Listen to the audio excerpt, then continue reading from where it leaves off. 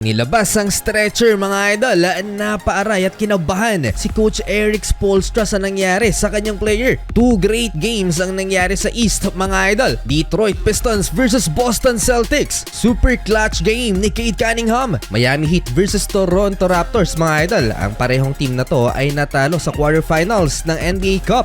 Literal na hit ang Miami Heat sa first quarter mga idol at tatlong magkasunod na tres ang binitawan nila. And three different players sa starting five ng Miami ang nagtala niyan. Andrew Wiggins, Bam Adebayo at si Davion Mitchell. Si Brandon Ingram naman ang naging leading scorer sa first quarter ng Toronto Raptors. Sa first 15 points sa first quarter ng Toronto Raptors mga idol, 12 points dyan ang naitala ni Brandon Ingram. Napaka-smooth ng jumper ni Brandon Ingram. Mala Kevin Durant sa first quarter mga idol. Si Simone Fontecchio sinupalpal naman si Ochai Agbaji at si Jaime Jaquez Jr. mga idol.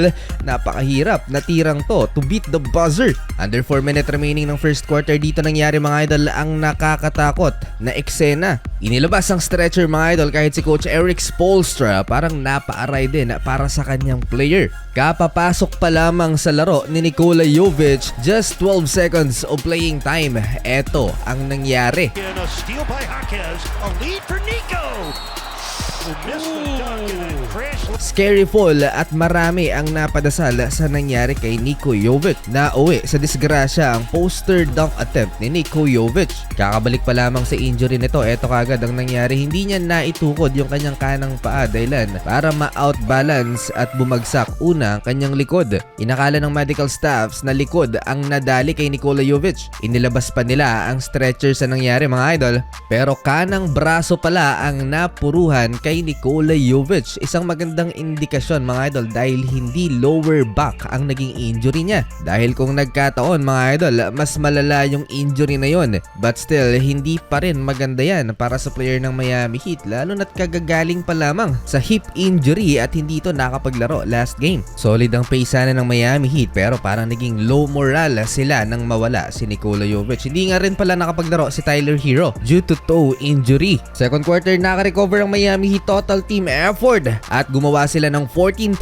run. In just 3 minutes na magsimula ang second quarter mga idol, lumobo sa 11 points ang lamang ng Miami Heat. Great adjustment Toronto Raptors mga idol dahil sila naman ang nag-run at naidikit ulit ang laban sa tatlo. 38-35 napako sa 38 ang Miami. Halfway sa tres na to ni Brandon Ingram, tumabla na ang talaan. 13-0 run for Toronto Raptors. Total of 18 points sa first half si Brandon Ingram at last 4 minutes bago ang halftime, nakalamang na ang Toronto Raptors 41-40 and Bam Adebayo take the lead back to Miami with an and one basket.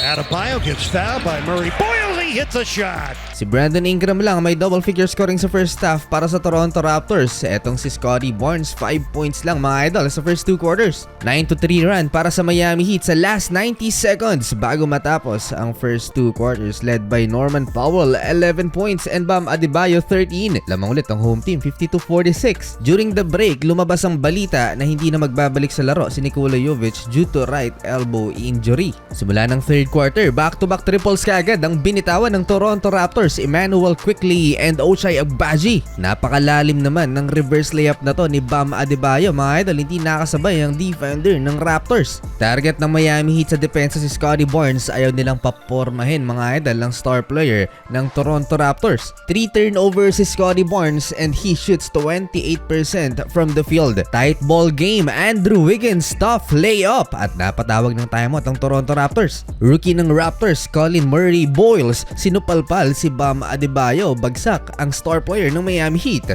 Sa opensa, rookie pa rin Colin Murray Boyles, napakagandang assist kay Mamukilashvili. Tie game at 65, Brandon Ingram nasupalpal ni Andrew Wiggins. Block from behind, napakalinis nun mga idol.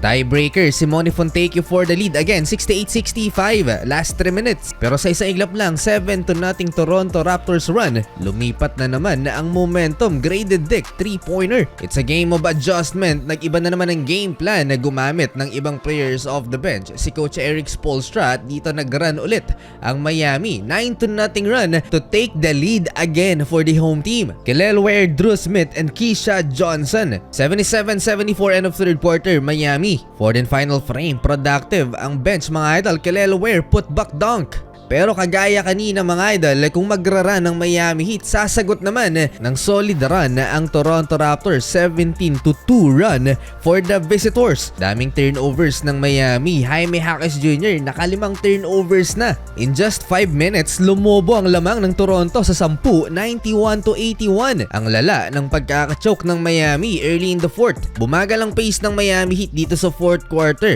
Crunch time, Brandon Ingram clutch, 3-point basket, wide open. Butas ang depensa ng Miami. Last 2 minutes na ibaba pa ng Miami Heat sa apat ang lamang ng Toronto Raptors, 100-96. But Scottie Barnes buong persa na kinalabaw ang ilalim para sa Toronto Raptors. At eto na ang nagselyo sa panalo ng visiting team. Solid sa second half si Scottie Barnes. Panalo ang Toronto Raptors mga idol, 28 points for Brandon Ingram, 17 kay Scottie Barnes. Celtics versus Detroit Pistons fourth quarter. Well, umabot ng 12 ang pinakamalaking lamang ng Boston Celtics sa first half. Dito nga sa second half, napunta sa Detroit Pistons ang momentum. Isaiah Stewart with a putback monster dunk. Well, nakasagot si Derek White ng 3 mga idol to cut the lead into 3, 93-90. After timeout ng Pistons, sumagot ng 3 naman si Cade Cunningham. Kombinasyon ng points off turnover at 3-pointers ang naging bala ng Detroit Pistons kontra sa Boston Celtics. Kaya lumobo pa ng 10 ang kanilang lamang. Javonte Green in transition mga idol.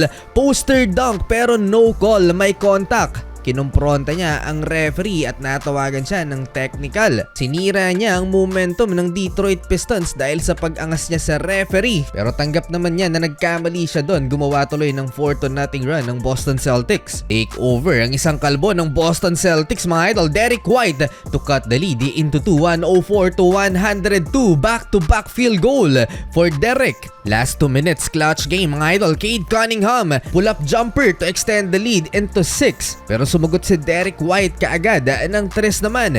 What a game by Cade Cunningham. Super clutch mga idol. A turnaround jump shot against Derek White. Mid-range again for Cade. Nag-capitalize ang Boston Celtics kay Derek White at last 1 minute nga mga idol, nag-commit siya ng crucial turnover. Ipinilit ng Boston Celtics ang kanilang 3-point shooting hanggang sa dulo ng laban. Hindi man lang sila umiscore inside the paint. Nag-airball pa si Peyton Pritchard. Great patience for the Detroit Pistons. Hindi sila na-attempt naman na tumira ng 3 sa crucial minutes. Halos yakapin pa ni Derek White si Cade Cunningham para mapigilan lang. Foul game ang nangyari mga idol at sa huli nakaligtas ang Detroit Pistons sa late game scare ng Boston Celtics, 112-105. Led by Cade Cunningham, 32 points, 4 rebounds and 10 assists, shooting 52% sa field with 3 3-pointers. Nasayang naman ang 34 points ni Jaylen Brown at 31 kay Derek White.